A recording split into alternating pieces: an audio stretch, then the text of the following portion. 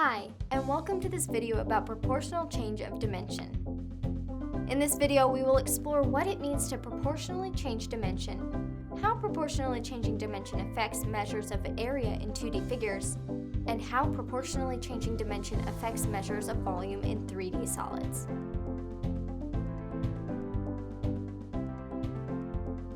First, let's recall what it means for two figures that are different sizes to be similar.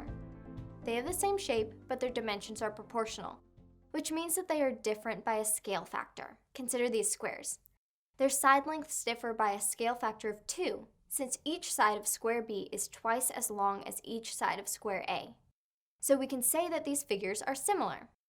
By contrast, these rectangles are not similar.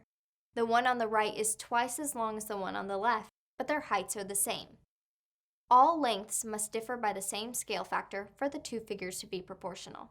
The question we are exploring is what happens to area and volume of similar figures when their dimensions change proportionally? Well, let's answer this one by jumping back to our squares. The area of square A is 1, and the area of square B is 4. Visually, this is what happens. As you can see, 4 square A's fit inside 1 square B. In other words, even though square B has 2 times the length and height of square A, it has 4 times the area of square A, not 2 times. Let's look at square C with side length 3. In this relationship, square C contains 9 square A's. Now, there's actually a pattern to be found here. As we saw with square A and square B, the side lengths differed by a factor of 2, and the area differed by a factor of 4. With square A and square C, the lengths differed by a factor of 3 and the area differed by a factor of 9. How are 4 and 2 related? 2 times 2 equals 4, but also 4 is equal to 2 squared. Squaring makes sense, right, since area is measured in square units? So on that note, 9 is equal to 3 squared. So it's looking like we can just square the scale factor of the length to determine the scale factor of the area. So if our side lengths differ by a factor of 4, 4 squared equals 16, so the area will differ by a factor of 16. Let's look at what's going on here algebraically. We know that the area of a square is A equals S squared. Doubling the side lengths, we have A equals 2S squared, which simplifies to 4S squared. So doubling the side lengths results in 4 times the area. When we triple the side lengths, our area is 3S squared, or 9S squared.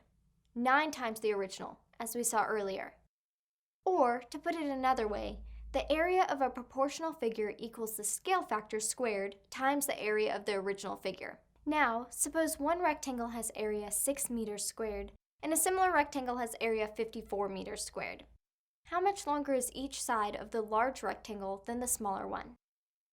54 equals the scale factor squared times 6. So 9 equals the scale factor squared, and 3 is the scale factor.